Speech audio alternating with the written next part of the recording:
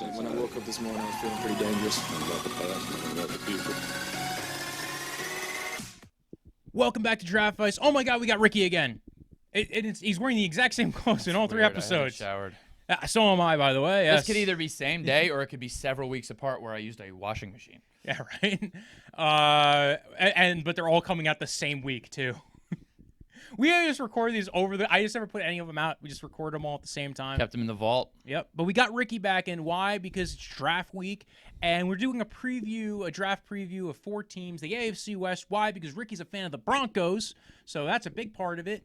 Also, I never really touched much on what the AFC West did. I did do one short video on the Raiders, but I never really touched on what the Chargers did, the Kansas City Chiefs, what they're going to be looking for in the draft. By the way, they did a big thing this week. We'll talk about that really quick in the beginning. They traded I'll pull it up, in fact. They traded a first-round pick for Orlando Brown. Now, that sounds like a lot, but what they got is they got a second-round pick back. And I'll pull it up right here. Kansas City got Orlando Brown, the offensive tackle from the Ravens. The Ravens' 21 second-round pick 58, and a sixth-round pick. And what they gave the Ravens was a 2021 first-round pick, number 31, so basically they swapped picks. A third-round pick, number 94 this year. A fourth-round pick, number 136 this year. And then a 22 fifth-round pick. Yeah. So, not bad. We probably should start out with the Chiefs just because of that issue, because it's a big part of the news. It may seem like, a lot at first, but like this is a move they needed to make. I mean, you're a team that's already a Super Bowl caliber team. Patrick Mahomes has had his times where he's been banged up, although not in the case of someone like Joe Burrow. But you worry with regards to just keeping him safe for long term because he is your offense. You need to give him time to get it to all those weapons that you have. They've invested a lot on the offensive side of the ball, and you want to be able to keep that machine rolling. So I don't have a problem with this move at all. I think you need to be aggressive, especially now, because I think they're thinking we could win next year. We can win the next 3 years. We just need to just make sure we shore up that line even better. I know they made a good signing with Tooney. Yes, Joe Tooney. That's big, but I don't think you can ever protect enough. And particularly when you have Clyde Edwards-Helaire too, he's actually a good inside runner. You want to be able to showcase his skills and really keep the defense guessing. If you have a good running team, which Orlando Brown could be very helpful in that is really going to put teams. Force them to come up a little bit more, and then you just give Patrick Mahomes some time, and he's going to make a lot of problems. So I'm upset with this move because it's making it very difficult for Denver, but I understand it. So here's the good thing, right? Orlando Brown, very good left tackle for the Baltimore Ravens. Played right tackle previously, then played left tackle this year. Fell in love with being a left tackle. Why? Because his dad was a left tackle, raised him to be a left tackle, said, son, you're going to grow up to be a left tackle. And he turned into a really good left tackle. I don't think he had a choice with the size he was going to be. Yes. So here's the thing, though. He played left tackle for the Ravens, who ran the ball like 60-something% of the time. Right. So it's very... He had, I think 40% of his pass sets were true pass sets, a lot less than the typical tackle in the NFL. So with Orlando Brown, he's now going to a team that's going to be throwing the ball way more. I like this move for Kansas City because they needed to upgrade a tackle. You're right. They signed Joe Tooney. They now get to pair those guys next to each other in an offensive line, which is going to be sexy. I will question maybe the chemistry around that offensive line because I will say that offensive line is all brand new pretty much. Yep. Remmers is back, and he'll probably play right tackle, back to where I think he was initially last year when Schwartz went down. Yep. And then they swapped him to left tackle in the Super Bowl. Big mistake. I think that was part of the reason why they lost is that he lost chemistry of being on the right side, swapped him to the left side. So now they looked at how they lost last year. They got rid of Fisher. They got rid of Schwartz because Schwartz was a lot of money tied up in a back injury that he might not be coming back from. They need to get under the cap. Now they could pay new contracts out and structure them differently and hope that once the cap goes up next year that they will be able to afford some of these contracts. Joe Tooney, they signed to a massive deal to be their left guard. I think one of the highest free agent contracts for a left guard too. So it was a little interesting that they did that, but there is a value to that. I think there is an underrated element to really high level play at the guard position. I think, and this has actually been kind of a mentality of both the Patriots and the Steelers, where they've actually invested more at the guard position sometimes, at least money-wise, than they have at tackle. And that's how they got guys like Nate Solder to play pretty well. Is why? Because the interior three were really good. Correct. You know, you think about it with the Steelers, and they had DeCastro and Pouncey when he was younger, before he was just throwing balls over Ben Roethlisberger's head. He was actually able to play center. They used to have Ramon Foster, so they had a really good interior trio for quite a long time. And particularly, you'll notice that quarterbacks really struggle with that front end pressure. Yes, and I think you see that with Tom Brady. He struggles when he gets off his midline, his center line, and that could be the case with Mahomes too. Because if you create a pocket, people can step up in the pocket. If you collapse the pocket, that's where it can be a little more of an issue. And I know they know this from the reverse because Chris Jones is great at that. Yes. So they see what he does to other people, and they say, "Oh, let's stop other people like Chris Jones from doing that to us." Yeah, so, and, think about it, Aaron Donald effect. Like, everybody loves Aaron Donald. Aaron Donald is probably the most valuable player on the defensive side of the ball. Why? Because he is rushing you from the interior, and you just cannot block him. Whatever. He is a bowling ball full of knives, and you just cannot stop him. Now you have guys who at least give you a shot of stopping dudes like that. Now, they don't play in the NFC, so luckily they don't have to deal with Donald, but they do deal with other, interior rushers in the AFC. So none quite as good as Donald, but there's very few who do. That's a real knock on Shelby Harris, by the way. Yeah, I'm sorry. He's good. Listen, Shelby Harris is really good. I apologize. I think that was an underrated sign. We'll talk about that in a little bit. He's very good at batting balls at the line of scrimmage. Yes. But now their offensive line looks a little bit more complete. Last year dealt with a lot of injuries. Like I said, Schwartz and Fisher. Fisher's now being on the market for people to go ahead and hit up and be like, "Yo, Fisher, do you want to play for us?" And they're all like, "Yeah, we'll go ahead and we'll see how your Achilles is doing." So, offensive line looks like it's set. Still a lot of new guys. It's where I thought they might draft initially, but now it sounds like now they're drafting later. They can exactly. So you can turn into other positions. Yes, probably wide receiver. They lost Sammy Watkins. They love speed guys. They love wide receivers. They always want playmakers. The past couple of years, they've just been drafting wide receivers. They're going to take Anthony Schwartz at like pick 64, and they'll have 4 guys who can run. I don't know when Dwayne Eskridge is supposed to go. I like Dwayne Eskridge. There's certain guys that I could see Kansas City being like, you know what? If we're going to make your lives even harder. If Eskridge wasn't 52, I'd love him even more. You just hate old people. You know what? It's being a Browns fan, and that starts becoming ingrained into you. Brandon Weeden. Like, just, yeah. Brandon Weeden ruined it for everybody. That's part of the guardrails of the team now is like, oh, we don't, age matters. And like guys who are older, it's not that there's not any old prospects that turn out to be good. Calvin Ridley got underrated because of the age. And that's you have to look at why a guy is not popping because of age. But part of age is, listen, when you're 24, 25, you should be dominating 21 and 22-year-olds. You've built your full-grown man body.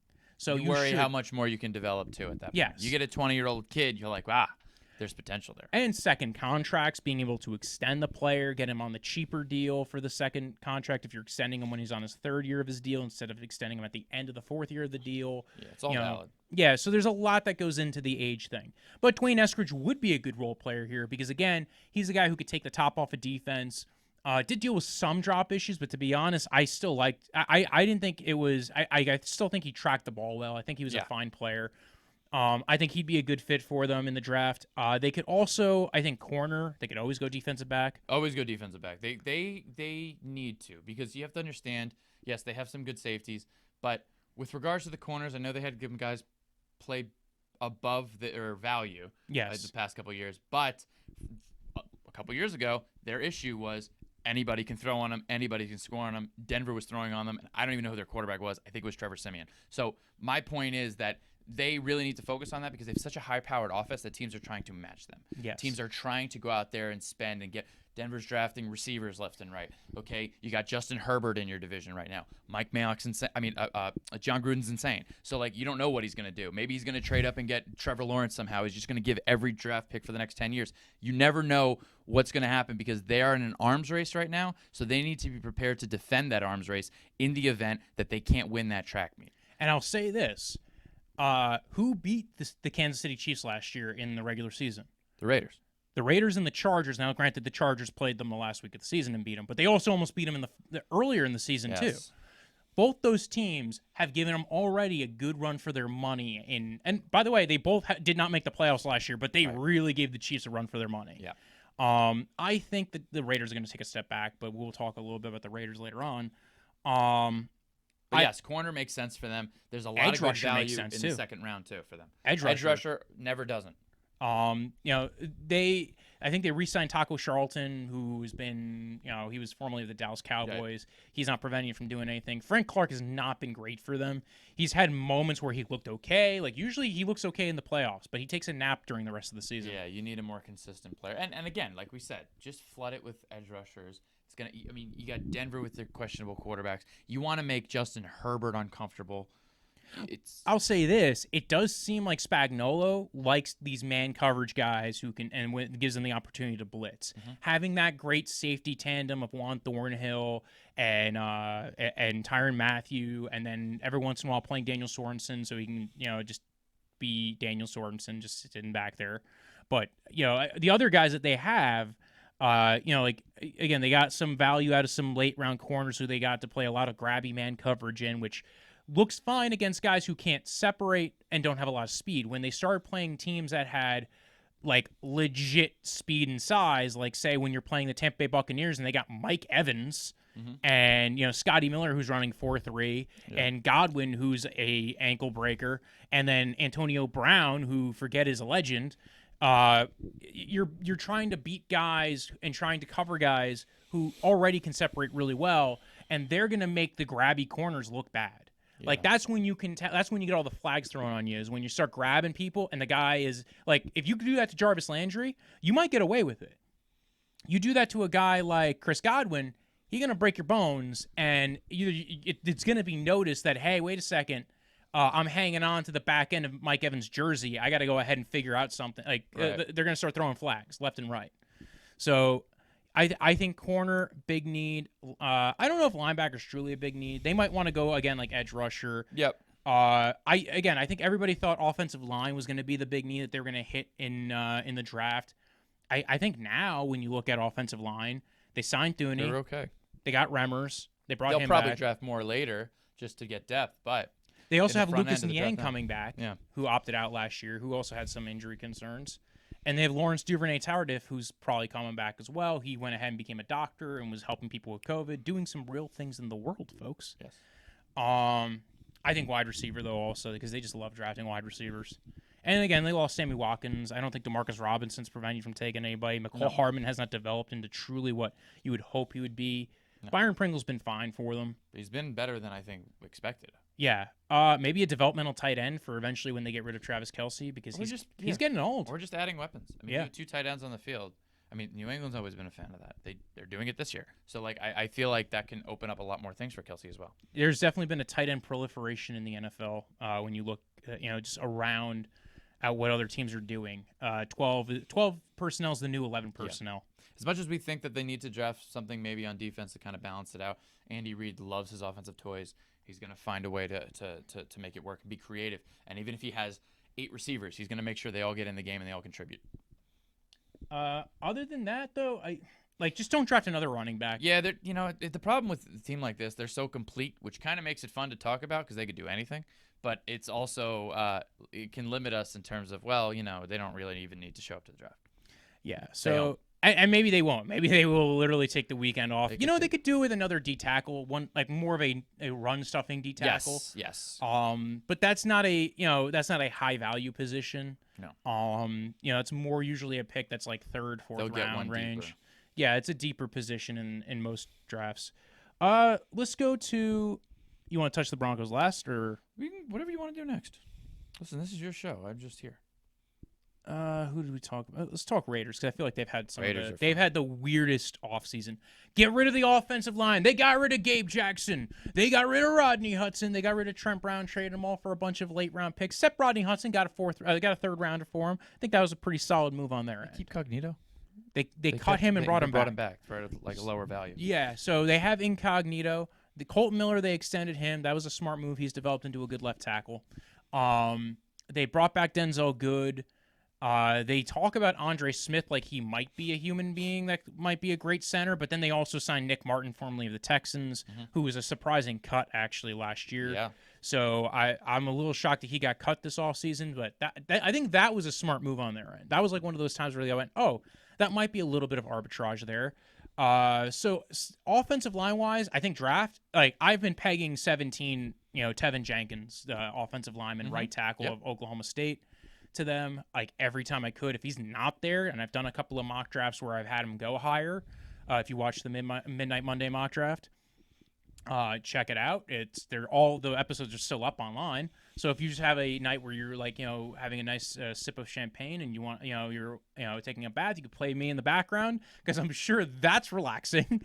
But anyway, so offensive line wise, I think is their number one need. They still have to address that massively in this draft. Sure. I think right tackle is a big need, especially after trading away Trent Brown to the Patriots. I said before, Tevin Jenkins. There's other guys who they could take. Darisaw, if he's there at 17. Samuel Cosme is more of the athletic kind of dude who might be more developmental kind of ish. But I don't think he also didn't really play right tackle all that much. He was more of a left tackle. I think more teams are going to be eager to draft him for left tackle. Whereas Tevin Jenkins played primarily on the right side. I think that's going to make him very valuable to the Raiders. I can't see them going any other direction than tackle. They spent a lot on defense. Yeah. They brought in Solomon Thomas, Yannick Ngakoue. They brought back Damon Harrison. They cut Maurice Hurst, the horrible human beings that they are, that lovable child of God that he is. Very good D tackle, very good pass rushing D tackle. Was not always the best in the run game, but it was solid. He was more of a pass rushing interior D tackle. Now he's with the San Francisco 49ers. They brought back Zay Jones. They signed John Brown after losing Nelson Aguilar. I thought that was a smart move. Correct. Nelson Aguilar went for like $12 million a year over to the Patriots, and they signed John Brown for $3.5 million. Yep. And they got the better player. So that's what I would argue. Yeah. Now they got a lot of speed on the outside between him and Henry Ruggs. You're hoping Henry Ruggs takes a step forward this year. I still think they could draft a wide receiver maybe like in the third round, but they have a lot of other needs, I think. They do. I mean, offensive line makes sense. I know you mentioned a lot of guys. If it's 17, I'm not sure they would get guys like Leatherwood or I think there would be later on that those guys would be starting to be looked at. And in the second round, you wonder if they're going to start looking at a Richie Grant, if they're going to start looking at safety to complement Jonathan Abram. So I know that I think they have Jeff Heath. But I think he's towards the kind of the I think he's kind of on the downslope. I think he's just there to hang out with John Gruden. Right. And, I think they're friends. Yeah, like I think it's just like we're gonna drink some Mai Tais and watch the other guys play. I think they like the idea of Jeff Heath because you feel like he came out of nowhere. I think the addition of Gus Bradley was a big deal. Yeah. I think that was a bigger deal. I think he was actually the better hire than Dan Quinn to the Dallas Cowboys because I think Gus Bradley's adapted his defenses. Right. Whereas Dan Quinn, at least as far as when he was with the Falcons, did not. So we saw him utilize guys like Derwin James, which is maybe why, like, if Jeremiah Owusu-Koramoah happens to be at pick 17, they might take him because, again, they have familiarity with a Derwin. You're talking about a guy who had familiarity with Derwin James. You can now get him and Jonathan Abrams in like the area of the field where you're trying to like near the the front area of the field, and then you draft like a single high free safety like Richie Grant later on. Yeah, that's a good point. I actually that would probably be a pretty good fit for them. I actually like that guy a lot, Owusu-Koramoah. So. We should have talked about him in the safety episode because I almost brought him up, but I couldn't think of his name, so I didn't want to butcher it. I was like, the Notre Dame guy, kind of a linebacker, kind of a safety, little slight for a linebacker, really good athlete, playmaker. Yes, we should have talked about him in the safety episode, but here we are bringing him up now as a possible person to go to the Raiders. But who knows? He would make with John Gruden, he could trade up and get a quarterback. This Micah Parsons. Let's see if Micah Parsons is there, but he can trade. You think Micah Parsons is going earlier? Listen, I don't see how if Denver's sitting there and the quarterbacks are gone because I don't think they're trading up. We'll talk about Denver in a little bit, but I think Micah Parsons goes there, or I don't know if he makes it to 17. Well, I was thinking they take Jeremiah Owusu-Koramoah, but because I think I would rather take the guy who's a little bit better, at least in coverage, and is also. Listen, I get it. The Micah Parsons, as far as athleticism goes, is off the charts. Yeah. There's a debate though that JOK is the better linebacker-ish player.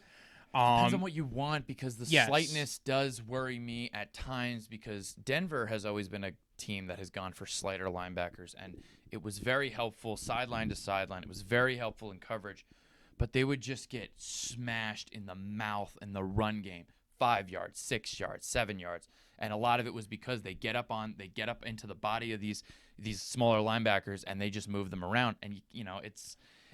Now maybe his strength can make up for it. Yeah. Sometimes we put too much stock on the size, but like how strong are these individuals? But I think Micah Parsons is one of the more safer guys. He's the best pure middle linebacker in the draft. Yes. And he could be like really a field captain. The questions with him are outside the lines to some degree, but I don't even know as much about that. I just know what I see on film: his explosiveness, his willingness to hit, and to be honest, his blitzing too. His blitzing, but the issue with him is almost what makes him great is his aggressive play. Yes. Maybe overruns some things, maybe jumps on that first run read a little too soon.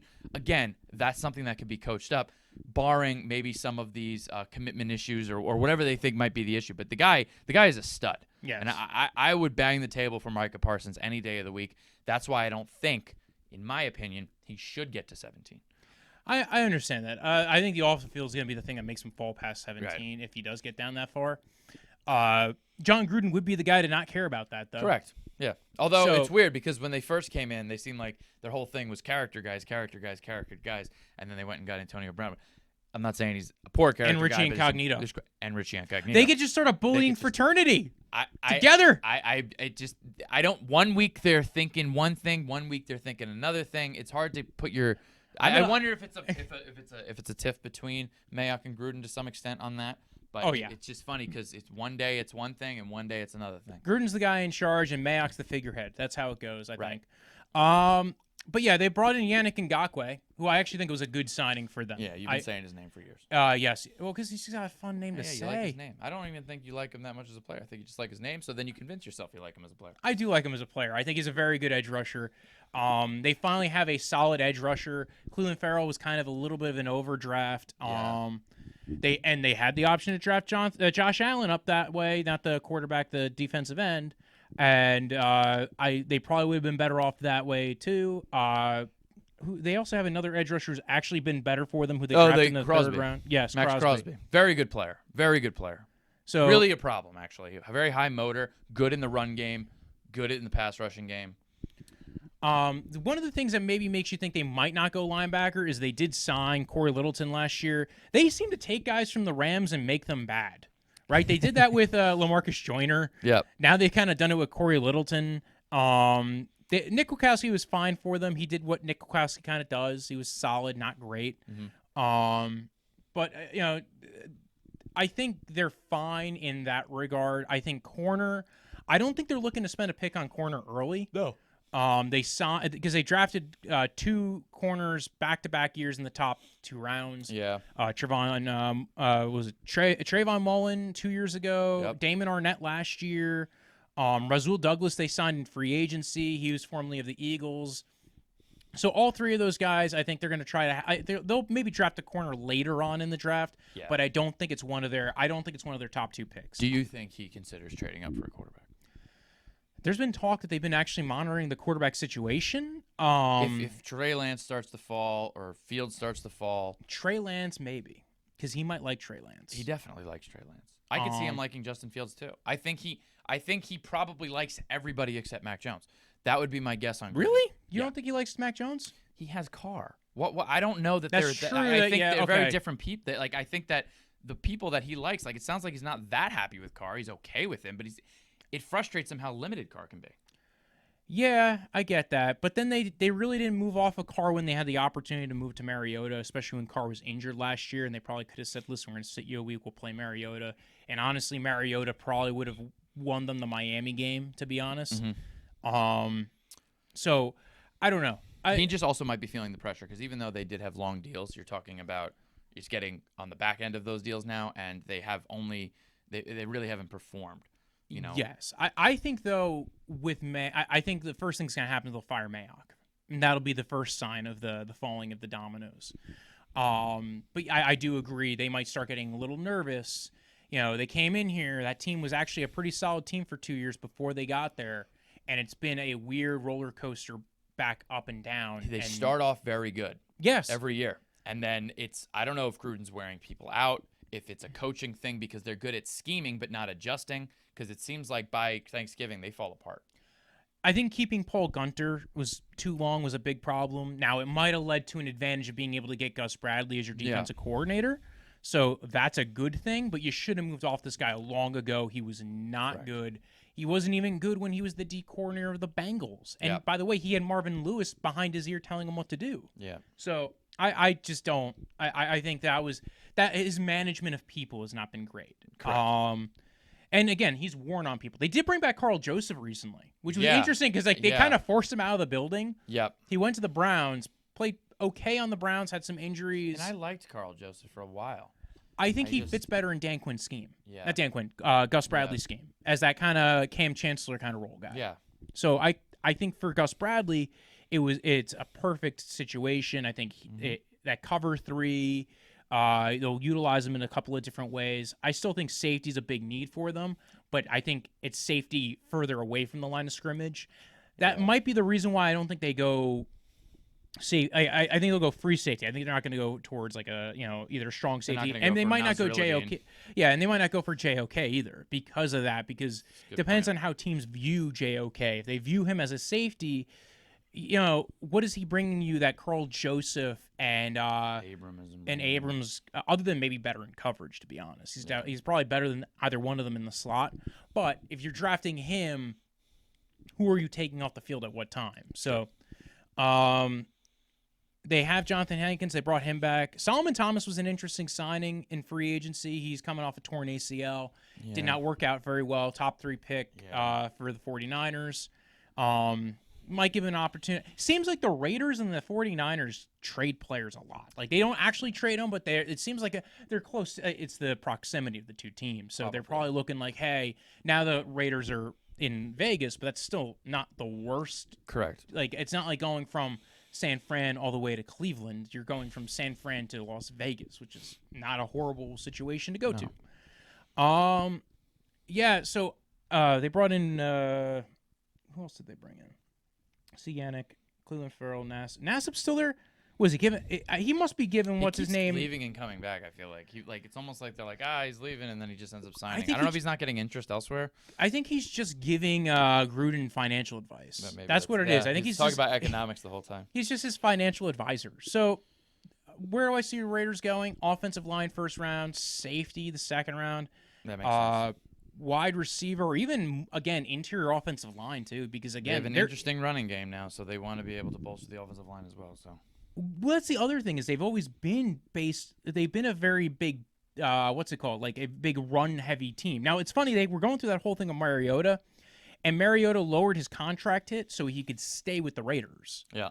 But part of that was he got a no-trade clause. And I think part of that is because he wants to stay closer to where his family is, where Vegas is closer than, say, New England to Hawaii. Mm-hmm. And his father's had some medical issues over the years, so that's been a big thing for him. Okay. I could see them maybe addressing wide receiver later in the draft. I don't think it's going to be an early priority, especially after spending a 1st-round pick on Ruggs. Right. But you got to see development from Ruggs this year. And I also don't think – I think it's funny because I think when Ruggs was on the field, he did open it up for them. Yeah. They did actually have a better running game and a more efficient passing game when he's there. Because, it just – when you have somebody with that level of threat. I wonder if the threat wears off a little bit the worse he plays. But who knows? I was a big fan of Ruggs coming out. Who knows? Maybe it's just they brought back Zay Jones. Off year. Yeah. They have Hunter Renfrow, Mr. 3rd and 6th and whatever. So I think that'll be fine. Other than that, I don't really have much else to say about the Raiders. I think it's kind of the definition of the middle. I just don't like how that team operates. No. I was listening to something the other day where they said they might take Barmore at 17. I could see that happening. An Alabama guy, defensive tackle. That actually might be a good pick for them, which I'd be shocked by then. Yeah. Which they do that every once in a while. Correct. Go to the Chargers. All right. They've had... It's pretty straightforward, right? Yeah. We got our boy, Justin Herbert. Had a very good rookie year. You want to see him continuing to develop. Currently on the roster, they have Keenan Allen at wide receiver. They just lost Hunter Henry. They have Mike Williams there. Offensive line-wise, they just got rid of Trey Turner. They brought in Matt Filer, Corey Linsley to be the center and guard over there, or it depends on where they want to play Filer. They might play Filer at tackle. I think he'll be an okay tackle. I actually think he played better at tackle when he was in Pittsburgh anyway. Right. So maybe they'll kick him out to tackle, or they'll have him come in play guard, and then they'll have Corey Linsley, Matt Filer, and Brian Bulaga. Pouncey, because Mike Pouncey retired in the offseason also. They still need to shore up that offensive line. I think badly. Where they're sitting, I mean, there's always a possibility that somebody really slides, and I don't see them moving up. So, Elijah Vera Tucker makes a lot of sense in a lot of people's draft boards to where they are. The issue with Elijah Vera Tucker is a lot of teams are just going to look at him as a pure guard. It's true. USC guy, and he is probably a better fit at guard. I think there's going to be people who talk about maybe you should give him the chance to play tackle, and he was very solid at tackle. He did play tackle this year. Worst case scenario, you have a really good guard. I think he's an all-pro level guard, and I think teams are going to think we could have an all-pro level guard, and we could figure out the tackle situation. We could put somebody else there who could at least be somewhat average. Yeah. For instance, if you say draft Elijah Vera Tucker and you have Matt Filer, well, if you have Matt Filer at left tackle and Elijah Vera Tucker at left guard, you now have a good wall right there. You do. That's you at least know Filer can play tackle. You'd still have to figure out your right guard situation at that point. But I think that would be fine for them. Correct. They still have to, but again, a couple of other offensive linemen, maybe Slater falls to them at that point. That's a very big possibility. Christian Darrisaw could also be there for them at 13. Mm-hmm. There's been talks recently that they might trade up into the top 10 with the Panthers to get Penei Sewell. That's what I was thinking. I wasn't sure if they'd move, but I could see Penei Sewell being the one that slides a little bit. Well, they got aggressive last year. They traded up at the end of the second round into the first round. They traded their third-round pick to get Kenneth Murray. Yeah. So they aren't afraid to be aggressive. In fact, I think that's how they ended up with Melvin Gordon the one year. They traded up with the Rams to get they traded their future second-round pick and a fourth-round pick that year to go get Melvin Gordon. And then eventually, that ended up being a pick that was part of the Rams trade to go get Jared Goff. Right. So they aren't afraid to be aggressive. Tom Telesco's been there, I think, forever at this point. I think it would be smart for them to make a real play on Penei Sewell if he started to slide. Because, like you said about Elijah Vera Tucker, very talented, but if you really want a bookend, 10-year, protect the quarterback's blind side left tackle, I think that is Penei Sewell. I think he's the most talented left tackle in the draft. I know a lot of people like Slater. I think you're good with either one of them, but I happen to be a big fan of Penei Sewell. Well, what about this? If Penei Sewell does go off the board, and now you just have Slater there, and you're a team that's like, listen, we don't think we have the left tackle of the future on our team. Right. They trade up and they get Slater, and then Slater would be because you ought to grab him before he hits that weird line of the Dallas Cowboys who might be looking at the future, the Giants who are who constantly need offensive linemen. Offensive line, yeah. You have the Eagles who could also go offensive line. There's going to be a line of teams before you get there, and then even teams that could trade up ahead of you. You might see Slater as the best guy by a mile. You trade up and get Slater. Yeah, I think it's a good offensive line draft, but I really think those top three guys are kind of like in kind of a category of their own. Yeah, Slater and Sewell, and then it's like it depends on how. I like Tevin Jenkins a lot at right tackle. Well, yeah, if you're talking about strictly tackles, yes, I like Tevin Jenkins. Elijah Vera Tucker's again. I think a lot of teams and a lot of people have him as a guard. I think it's a good draft class for tackle and guards in this year. Mm-hmm. Eichenberg is going to be a guy who I think maybe goes earlier than people expect. Alex Leatherwood. Probably is one of those guys that had a down 2020. End of the. So he probably is not looking as high of a first round pick as he initially did. No. But I still think he goes in the first round because I think there will be a run on tackles in the middle of the end of the first round, top of the second. There will be a run on tackles. Yep. I also think it's a possibility they don't take tackle in the first round. Yes, that is also a real big possibility. And one of the things, and I don't know how you feel about this, but you have to still be Justin Herbert centric. Now, you can make an argument that they should really focus on corner, and there's a lot of talented corners that will be available to them at the pick they're currently at in the first round. But again, if you want to give him even more weapons, if you're not looking straight up to protect him right away because you think you can get some sort of a quality tackle later, then I think someone like Javonte Smith could still be there. You know, especially because he did weighed in and everybody's freaking out about his size. But you pair him with somebody like Keenan Allen or like anybody else that they have on that team that's a little bit bigger. You know, I think that could be a good fit for them. Keenan Allen and Mike Williams, and again, like I agree. I think wide receiver is a very big portion in play, and you're at corner as well. Right. If J.C. Horn falls him at 13, to get a guy who can maybe be like your Jalen Ramsey of your defense, I think Brandon Staley would love that. Wide receiver, if Jalen Waddle falls to them as well, because people might, some teams might be a little squeamish on the ankle on Jalen Waddle. Remember, last year we all thought wide receivers were going to go in the top 10, and they didn't start going until after the top 10 because teams feel like they can get a value in the second and third round. I think them and the Giants are both kind of like, do we get corner? Do we get offensive line? So I think they're going to be thinking along and wide receiver. I think they're be thinking along the same lines. I think the Giants don't need another corner. They signed Adoree Jackson. They have James Bradbury. They have Logan Paul. They'll be looking at wide Logan receivers. Thomas. Logan Paul did his whole thing. Logan. They have Logan Ryan. Logan Paul is successful in getting into our brains at this point. Yes. He's made his way onto an NFL draft podcast. Yes, exactly. Well, I think he's also a big Browns fan, to be honest. So shout out to him at least. He grew up in Westlake. Yeah, and you grew up here, so yeah. It doesn't matter. Yeah, you're from New Jersey, and you're a fan of the Browns. Well, you know what? That's not what this podcast is about. It's about the AFC West, Steve. I mean, confusing everybody. You live in New Jersey. You're going to New York. It's the hot lights. Denver's Wearing the leather jacket in the spring, but this is how we just record this show. Dear God, it's gonna be weird for the live show. Me wearing this leather jacket for 4 hours. Yeah, you're gonna be soaked. Yep. Anyway. So yes, back to what the Chargers are gonna do with their draft pick. Again, I think corner and in the first round is still an opportunity for them, and I could see them trading up from the second round into the first round, kind of like what they did last year, to grab a falling player that they see like, oh, this is their last shot at a guard or a tackle. Yeah. Get an Alex Leatherwood, get a Liam Eichenberg, get a guy, especially because like I know there's going to be teams that are willing to trade back. The Colts, the Browns, the Packers. They're teams that are built off the trade back, and again, the Ravens as well would probably be interested in trading back. So there's going to be a bunch of teams at the end of the second round where their whole draft basis is building up draft capital. Sure.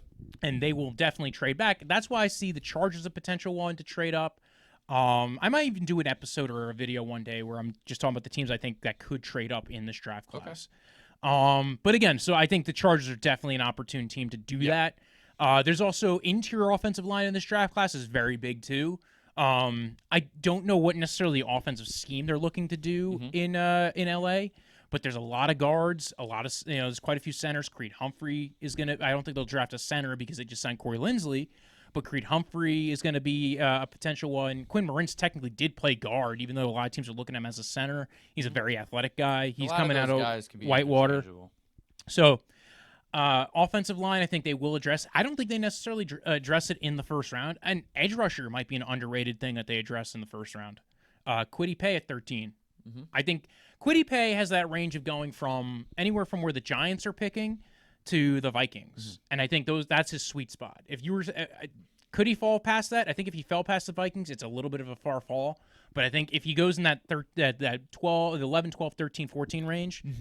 I think that's his perfect spot.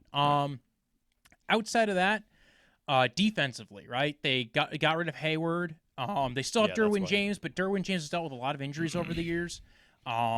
They still have Chris Harris Jr. there. Yes, I think older. as of right now, yes, still getting older. And should be a slot. So I think that's one of the reasons why they need to bring in more corners. Yes, they brought in Mike Davis. They kept Mike Davis, and they cut Hayward. So they extended Mike Davis to a 3-year deal. He's been an okay corner for him. I think it's partially how he fits the scheme for Brandon Staley. That's why they extended him and brought him back. They still have Joey Bosa, who's the Bosa with the best Nosa, the biggest Nosa at least. But I think you still need a guy to draw a little bit of attention away from him. Yeah. They started using last year the D tackle out of Notre Dame as an edge rusher at certain points. Especially as Melvin Ingram got injured and didn't play as much, they kind of lost him to free agency. Yep. Maybe they bring him back. It's not like impossible, but I think it's starting to sound very unlikely. I still think that's maybe why they go edge rusher at some point in this draft class as well. Especially because Staley does like playing a lot of that off coverage. We're going to mix it up in coverage, and we're going to scheme up our rushers from different angles. They also might like Christian Barmore. Yeah. You're talking about, Staley's coming from a defense where they had Aaron Donald. Yeah, that's a good point. Barmore, there's a lot of talk about Barmore being a top 15 pick. Barmore would not be a bad, mix up into that little defensive tackle rotation. You wonder how much of it he has say, and then how that'll play out in the draft process, because I can see the owner being like, Herbert. I do think that might be Protect part Herbert, of it. give Herbert weapons. And again, when you have a draft that has very deep corners and there's decent edge rushers, they might think they can get them a little bit later. Yes. So, again, I think offensively, they can't go wrong with whatever pick they go with. Right. I think, yes, you're right. It's all about protecting Herbert, getting Herbert in the right situation. But they also got to really make sure that defense works. Because, again, you brought in Staley because he was a great defensive coordinator. Yep. And he can think both from an offensive and a defensive perspective.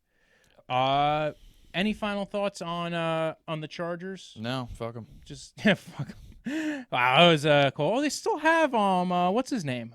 Easton Stick still on the team. That's nice to hear. I don't see anybody. Bulaga still there. Storm Norton. Nobody who's really. Trey Pipkins might be their left tackle. That'd be scary. Uchenna Nwosu has been a solid player for him. Jerry Tillery was the guy I was thinking of, where they kind of started playing him a little bit on the outside. Linval Joseph was a guy who they signed last year. So they had a couple of D tackles, but aging D tackles too. So let's get to the real meat and potatoes of this draft class, right? Sure. The true star of the AFC West. The whole reason why Ricky is here, the Denver Broncos, right? So with the Denver Broncos comes the typical question that always comes with the Denver Broncos fans: what's going on with Drew Lock? So I'm a personal believer in Drew Lock. I think that he's had 16 starts. He's had injuries. He's had you can argue like how much of a fair shake that was given. Had a lot of change as far as offensive schemes in college. Had a lot of change as far as offensive schemes in the NFL. He's been in this system for a while now, so you would hope that giving him another year with Pat Shurmur, whether it fits his skill set or not, understanding the same playbook, developing with his young receivers. I know Cortland Sutton was hurt last year. More should be made of that. Their offensive line played better than originally thought. Garrett Bowles played particularly well. But I think that there's a lot that goes into why Locke hasn't played really up to par. He wasn't really healthy much last year, even when he came back. Yeah. I mean, that was a pretty rough injury to his throwing shoulder, and he was able to play through it. Now, what I would say is what he showed in those last 5 games at the end of the year was encouraging at times. He's a little bit of an ad-libber. He's a little bit of a guy that relies on his arm, doesn't always make the best decisions because he relies on that arm so much, but you see the talent there, and if they could just fine-tune those things and get the chemistry down with some of those studs they have on offense. I just saw something recently where I think it was Pro Football Focus ranked their roster, not taking into account the weight of the quarterback, as the 6th best roster in the NFL. Yeah. So, I mean, they have weapons. So I don't see any reason why they can't be successful with Drew Lock. And if you look at his numbers through his first 16 or 17 starts, whatever it was, they're a little better. Some would say identical, but I'd say a little better than Josh Allen's were. Now, the thing is, Josh Allen benefited from somebody who was able to, like a transformational offensive coordinator who was able to kind of use him to the best fit, but also some of that was also just development and time. And yes. I think he's been, look, I don't know what you make of this. It might just be optics. He's working with Peyton Manning. He has been in the building every day, 5 a.m. He's at least doing the right things you need to do to succeed, whereas there have been other quarterbacks that have come out where you've really had to question their commitment. With Drew, yes, you question his maturity because he dances on the sidelines every once in a while.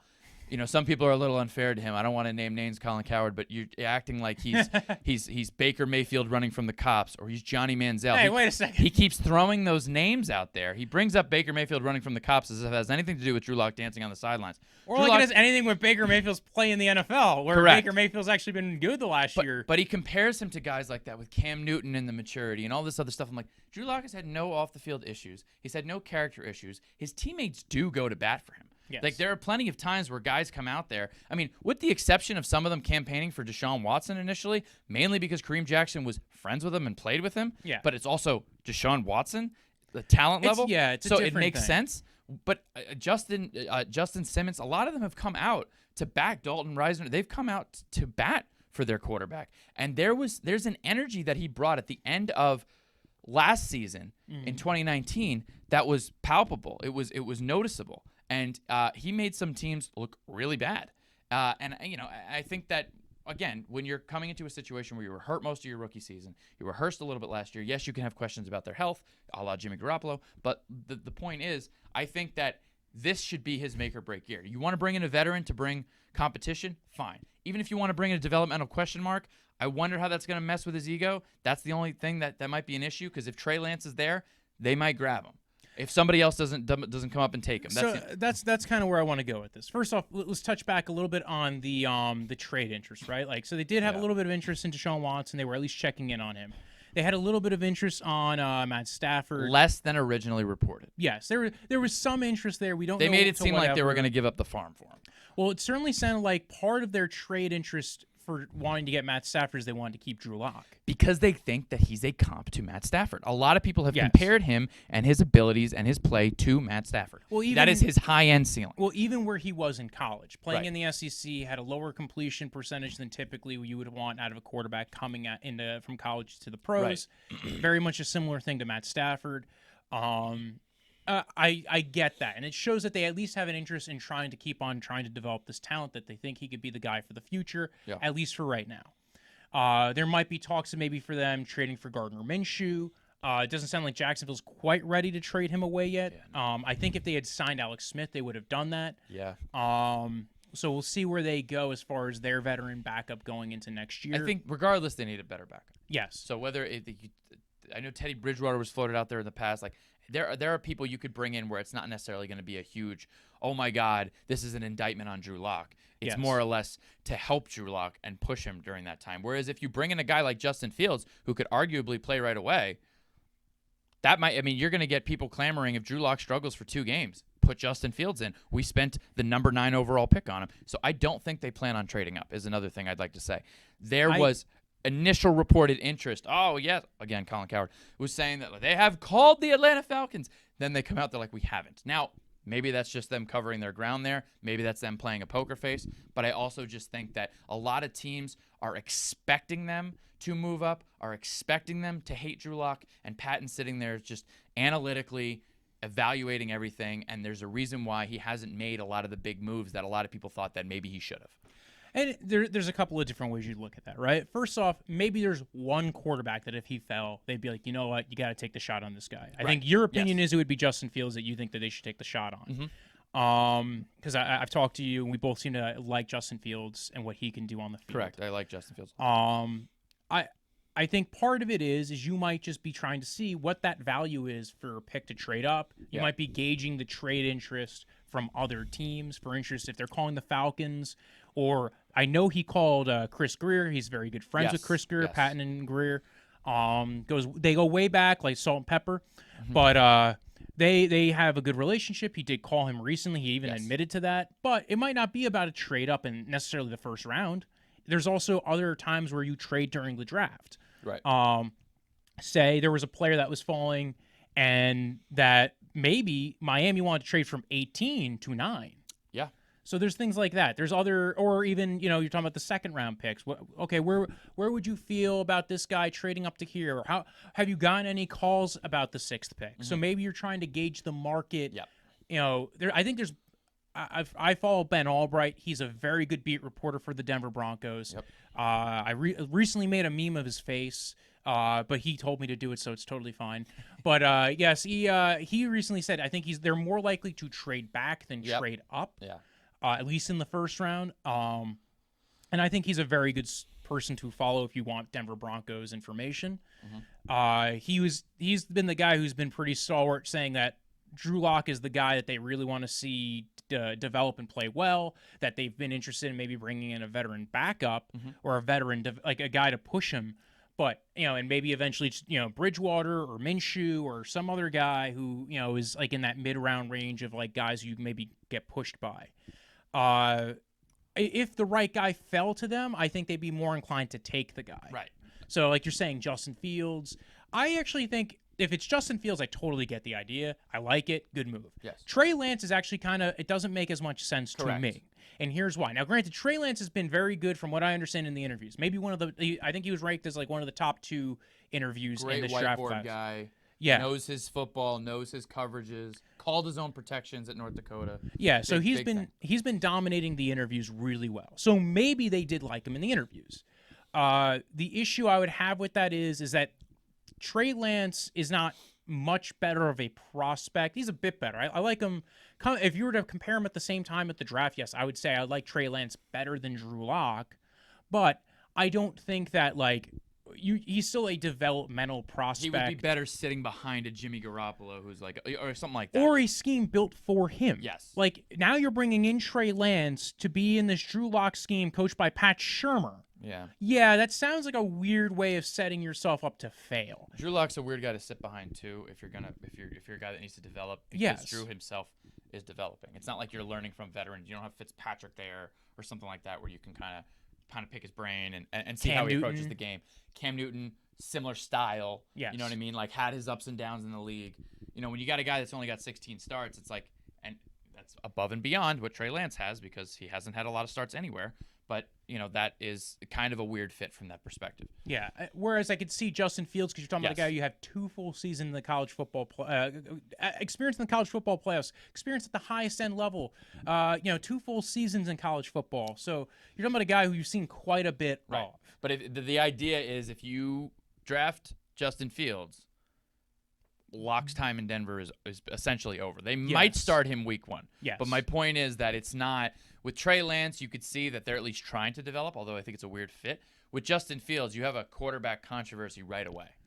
So moving a little bit beyond the quarterback question and more talking about that number 9 pick, right? Fair. We've had a lot of this conversation before, back and forth, like guys who they could probably take at 9. I think previously we both thought corner was definitely the pick. Yeah, and then they signed Kyle Fuller in free agency for a 1-year, $9 million deal. They signed Ronald Darby for a 3-year deal.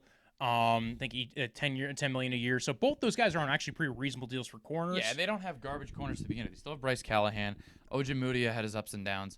But he's only in his 2nd year too. Exactly. And what I'm saying is I don't think there's like a lot of people were kind of ripping the Broncos defense apart. I know I sound like really biased, but it's just that yes, but they also were littered with injuries at the corner and at the corner position. So it made that much more difficult. Where I think they have struggled for years, and I don't mean to interrupt you, but ever since they lost Al Wilson, they have not had a solidified guy in that middle linebacker position. So I want to bang the table for Micah Parsons to get him. If he's there, he should be there, but you never know. Detroit sometimes does whatever they want. Yeah. I think that Micah Parsons is probably going to be on the board at 9. Mm-hmm. I don't know how Patton's going to feel about a guy who's had some of the off the field that Parsons has had.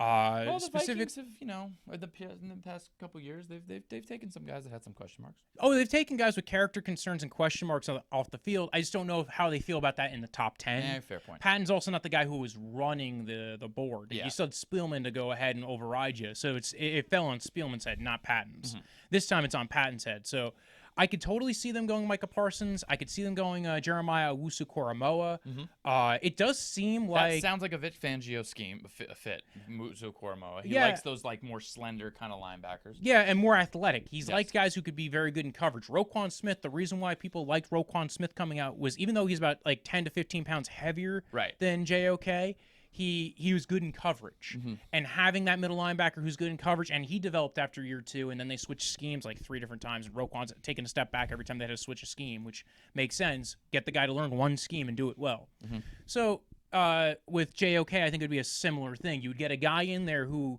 you could get him to learn your scheme this year. Eventually, he would develop into that kind of quasi-middle linebacker. He really wasn't playing middle linebacker in Notre Dame. He was playing more of a slot corner, quasi-rover, safety role, also mixed with a little bit of linebacker. Almost kind of actually lining up more where the strong side linebacker would be, the Sam. So I like JOK. I think he would fit very much in what Vic Fangio likes to do. You're right. Maybe they would prefer a guy like Micah Parsons who has that weird level of athleticism. But again, blitzing's not really a part of Vic Fangio's scheme. Where I feel like if you're getting Micah Parsons, the best way to utilize Micah Parsons is blitzing like crazy. Yeah, is getting him utilized as that rusher. That's why I think he would be better in a Brian Flores defense, the New England scheme.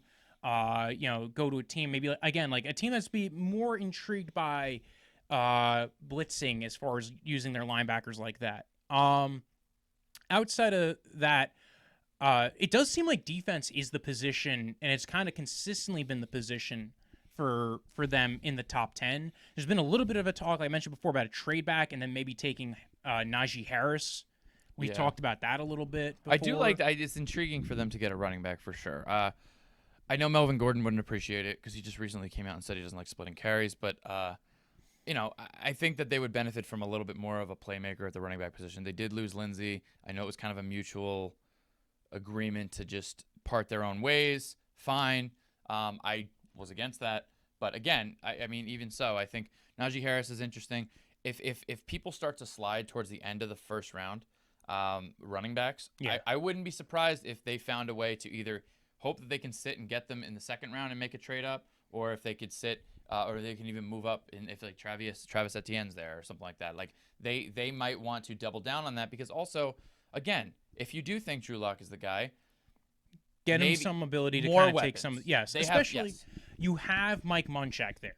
Right. He's developed your offensive line pretty well at this point. Correct. Guys who have gotten to year 2 of his system seem to have gotten very comfortable, right? 2 years of him and Garrett Bowles, he's a different player. Yeah. 2 years of him and Dalton Reisner, he's turned into a really good guard. You're expecting the center that they took last year. Schustenberry. Yeah, you're expecting him to maybe take a step forward this year. And they have Graham Glasgow. The big question is that right tackle position, which I could also see them trying to get somebody for. I know they have Juwan James, but do they? So I don't Right. know if like what the deal is. Patton's expressed confidence in him. He expects him to start day one. He expects him to play really well. These are direct quotes, and maybe he will. But the Dolphins kind of soured on him. He got injury history. Opted out of this season. He's barely played for 2 years. Yes, at the very least, you need to consider bringing in another left tackle, and and you start to get into that range into the second round, and you start to talk about Leatherwood and Eichenberg and all these other guys that might be able to be good fits there. Yes. I'm not 100% sure, but that might be where they go as well. And Mike Munchak's one of the few guys that if you maybe took a round 2 or round 3 tackle, could develop them. Right. A Brady Christensen, if you will. Like he's kind of actually been already a guy who's very technically sound, but you probably don't think he's going to be a high-end player. He's probably more of a mid-range offensive tackle and a little bit older of a prospect. Maybe he can come in.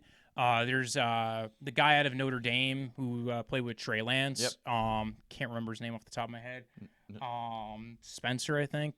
No, Spencer's the other one. There was like 2 really athletic offensive linemen that are tackles. That one that came out of Notre Dame, and there's Spencer. He's another guy who might go like third or fourth round.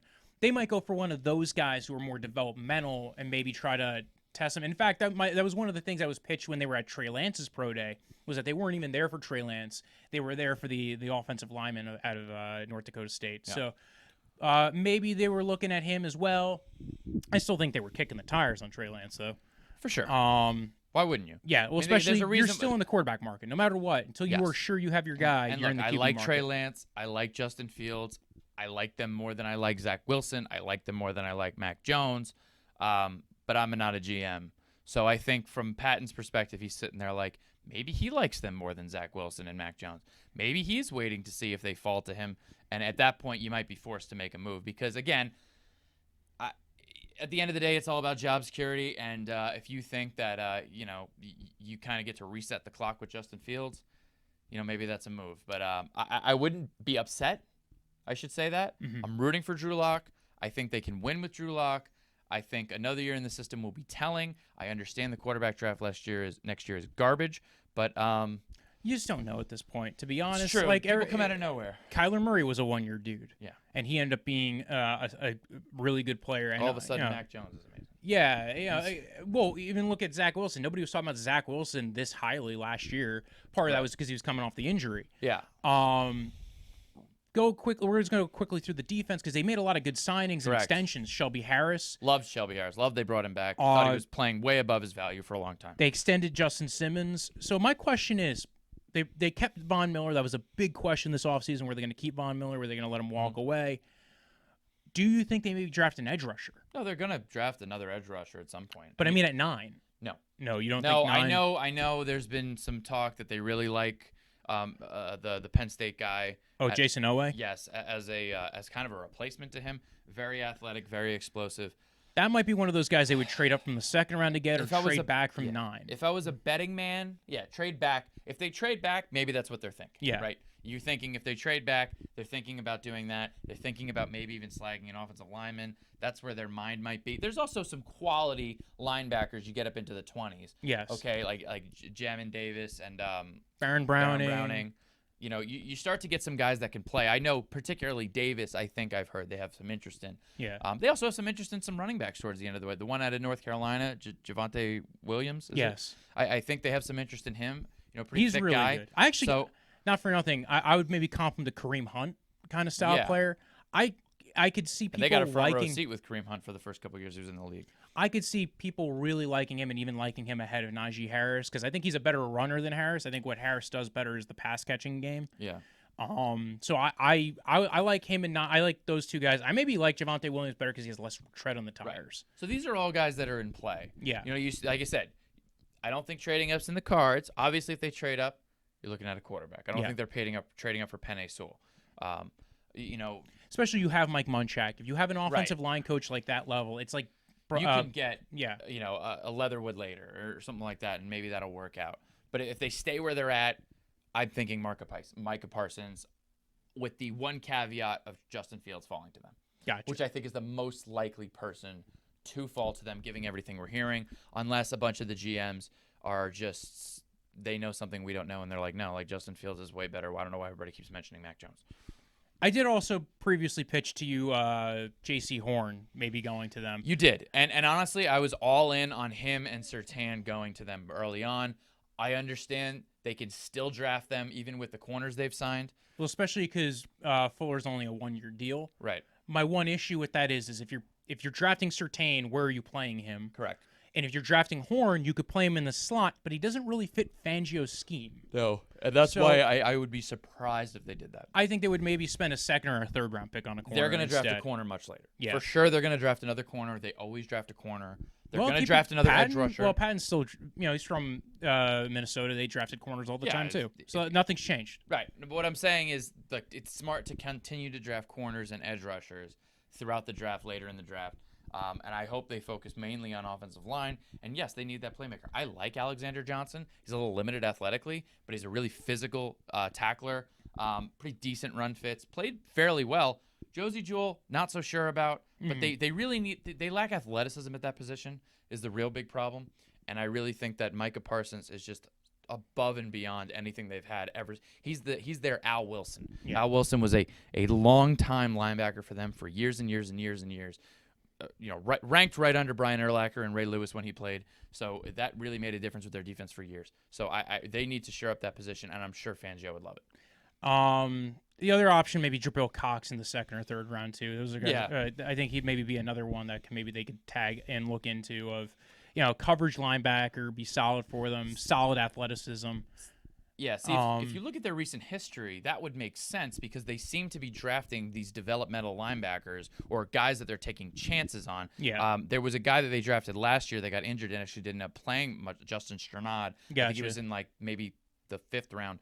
But and Josie Jewell and Alexander Johnson, I believe, is undrafted free agent. Like, they're getting value out of these guys that aren't that good. Imagine what you can do with somebody like a Micah Parsons. Fangio does get the best out of his players. He's not a slouch when it comes to defensive schemes. He's had a better defense than he probably should have, given the cast he'd had for the time he's been there. He gets better out of that. Especially given how injured a lot of the guys have been. Right. I mean, yes. And I'll also say, if Vic Fangio is giving you the okay on linebacker, then I feel okay with it. That's kind of how I would feel with it. I don't think you need to take a linebacker in the first round to get a good one. In fact, if you look at the best linebackers, I think the top 5 linebackers last year, I forget what stat it was. It might have been in PFF grade. It might have been in something else. But if you looked at the top 5, none of them were drafted in the first round. Yeah. So linebacker's a weird position where you can get later. It's actually one of those positions I just feel like it's a hard eval because you're not seeing them go up one-on-one against another position. Corner, you see them go up against a receiver. Safety, you might see them line up against a tight end. That's another one where it's maybe sometimes the eval is a little bit harder, but you're seeing them in roles that maybe you can understand. Yeah. Edge rusher, you're seeing them go up against an offensive lineman. Same thing with D tackle. Running back, you're seeing their vision. There's ways that, linebacker, especially the way linebackers played and the way linebackers coached and schemed up. You might not be looking at the same thing. So last note on this was wide receivers. Yeah. They drafted Jerry Jeudy last year. Mm-hmm. They have Cortland Sutton. He's coming back from injury. Mm-hmm. KJ Hamler they had picked up. I think they kind of made a big risk with this when they went ahead and went all very young at wide receiver. Yeah, especially with a young quarterback. Yeah, that was kind of my big why worry. I think it's unfair that Drew Lock's getting this evaluation as well. There's no veterans there. Yeah. They shipped Emmanuel Sanders out. It's I get it. They speed and athleticism, and this is a unit that's very you throw Noah Fant into that mix. You throw Albert Okwebunam, or however the heck you say his name, who played with Drew Lock in college but was injured last year but showed some promise. Yeah. I mean, in the few games that he did play, this is a team that's pretty successful. I mean, the tight ends I really like. I like the tight ends. They have a lot of depth at tight end. Tim Patrick played pretty Jake well Butt's for still on the team. Is he really? I think he is. Look. Does he still have an ACL? He's still. I just want to double check. Does he still have this. knees? Jake Putt and Troy Fumagalli are still there. Fumagalli I really liked in college. Yeah. Don't know who Austin Ford is, but he's basically a fullback. I'll tell you that much. Yeah. Jerry Jeudy showed his ability to get open. Like that was the weird thing. He had a weird down year. He had quite a few drops. But Tim Patrick he was just getting free. Like he was getting open. I mean, the guy can run routes. Yeah. Flat out run routes. And yes, you got to get him the ball. But Brett Rippon. We're trying here. Yeah. And Tim Patrick came on last year, did really well for them. Yes. So you don't think wide receiver is an issue for them? Do you think maybe they go for maybe a speed guy? Maybe like again, there might be a guy like Dwayne Eskridge, maybe in the second or third round. I actually thought they might even consider trading one of their wide receivers, whether it's in this draft. Deshaun Hamilton's been that discussion recently. People were trying to convince me that they should trade Deshaun Hamilton for Njoku, and I'm like, I don't think the Browns want that. They don't want to do that. And if you're going to I was literally saying to trade Cortland Sutton or Tim Patrick. I mean, you can get a lot of value out of Cortland Sutton if you think that Tim Patrick has played as well I would argue that Sutton's much better. But if you wanted to get good value, there are teams that would be interested in Tim Patrick. I mean, he didn't drop a ball last year. I forget that Royce Freeman's still on this roster. Yeah, well, you just overlook that. Well, everybody should running backs, overlook. I'm just assuming we don't have any. Yeah, right. Like, yeah, that might be why they're looking at Najee Harris and Javonte Williams. It's like Monty Ball reincarnated. Yeah, the wide receiving room looks interesting. It looks like a lot of guys with a lot of potential. Like again, KJ Hamler has that crazy speed. Yeah. Judy's getting open he came left on and at the right. End of the year. Deshaun Hamilton concerned me. He was a very good route runner, not a good hand. He was. I don't know if it was a nerves thing. I don't know what it was, but he was having issues with drops. So That's also why I think they have to bring in a veteran, because you have to get a guy in there in the QB room and in camp to be able to, I've noticed this, veteran QB backups, guys who are very high level QB backups, lead to better play from their starting quarterback. Yeah. And there's actually I think somebody did a study on this. It might have been a PFF study because they do a whole bunch of those. If you look at the veteran QB backups, the higher end ones, I think part of the reason why their starters play better is because in camp, the wide receivers are getting thrown to, and they're getting thrown to by a guy who knows the playbook, knows what they're doing. So if you get like a Case Keenum as your backup quarterback, or a Gardner Minshew who, hey, he spent time learning the playbook, he got to learn the scheme. All right, he's a pretty accurate quarterback. If he's throwing against pennies and in the wind, these guys are learning their routes. They're learning how to adjust the ball. Mm-hmm. So I do think a high-end veteran backup, Teddy Bridgewater would be a good one. Love Bridgewater. Love that idea. You loved Bridgewater coming out. I remember that. I did. You were a big Bridgewater fan. He's got T-shirts with Bridgewater's face on it and his torn up knee. Well, Patton was there when they took him, right? Yeah. Yeah. So the familiarity is there too. I would say Case Keenum, but I don't think Denver wants him back ever, and I don't think he wants to go back to Denver. And the Browns are okay with him being their high-end backup. And by the way, if Baker gets injured and then like Case Keenum leads them to a Super Bowl, like the statue's the same height anyway. That's a good point. So people could just be like, is that Baker? No, Baker didn't play. It was Case Keenum. You just tell people it's Drew Brees. Yeah, it was Drew Brees the whole time. You snuck him in. Any final thoughts on the Denver Broncos roster, where you want them to go in this draft class? No, I'm excited. I've said my piece. I'd be happy with Fields. The piece on Drew Lock seemed like it needed to be said. It seemed like. Yeah, well, I mean, it's crazy. Like the narrative is like, oh, Denver's done with him. I'm like, I don't know that they're done with him. I think that if the right opportunity, Deshaun Watson, possibly Justin Fields, came along, yeah, but like who wouldn't consider that? And a lot of teams would consider that. If they felt that Justin Fields was the second best to Trevor Lawrence, which I think Denver might think. What about a day 2 quarterback? Do you think they would be comfortable with that? Would you be more annoyed by that because you just spent so much time with a day 2 quarterback these last 3 or 4 years, and like now you're getting another guy who like maybe he's a fringe starter, but he's not a true starter, see like a them- Kellen Mond or a Davis Mills. So Kellen Mond makes sense. David Mills makes a lot of sense. Stanford guy John Elway is still somewhat involved. So like I just think that I wouldn't be upset if they took them rounds 3 and on, because people draft quarterbacks all the time in those rounds. They don't really mean anything. I mean, Yeah. the Giants were drafting quarterbacks like Nate Davis or like all these guys, like random guys for years, and they don't, it's just, it's Belichick drafts quarterbacks every year. And like, they never really pan out. Or maybe they're a backup. Look at Brissett, played pretty well. Look at, Garoppolo. He was a second-round pick out of Ryan Mallett when he took him. Like, it's just, I don't think that's going to send up a lot of red flags. I think if you took him at the high end of the second round, if you take like a Kellen Mond, it might cause some problems. If you take like a Davis Mills a little bit later, because Davis Mills is a guy that maybe if he played more, we'd be talking about him as a top 10 pick, because there are some people that think that he has a lot of good traits about him. But he's also stylistically very different than Drew Lock. yes, He's a very quick thrower of the ball. Ran an offense where he did get to drop out from under center. and the problem with drafting someone like that is maybe it sends mixed signals. It's like, oh, we want somebody different than you. Yeah. Which is what confused me with the Eagles when they had Flacco as a backup. But, that's another story. Oh, with Flacco as a backup to Hurts? Yeah. Why? Flacco's not winning that job ever. I know, but it's like he was horrible last year. The Jets were like, "Oh my God, why'd we do this?" No, but it might indicate like what they like. Like it's like, oh, they took a veteran, but they took a veteran who plays nothing like Jalen Hurts. And if Jalen Hurts gets hurt, and he's a runner, and could get hurt, that you now have to limit your offense or change your offense, as opposed to just plugging in somebody who plays a very similar style. I think it's more along the lines of we're going to get and keep in mind, didn't cost so much to sign Flacco. Yeah.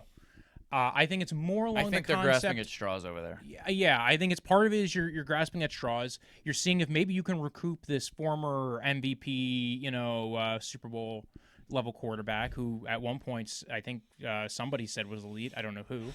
And then Jalen Hurts, like honestly, don't worry about Flacco competing with Hurts. I think Hurts is winning that competition I don't in 30 think seconds. It's a competition issue. I think it's a complete and utter difference in style, which might be an indictment on his style. That's what I mean. It's like, we want this statue to back you up and you to learn from the statue, maybe because they want him to be more like that.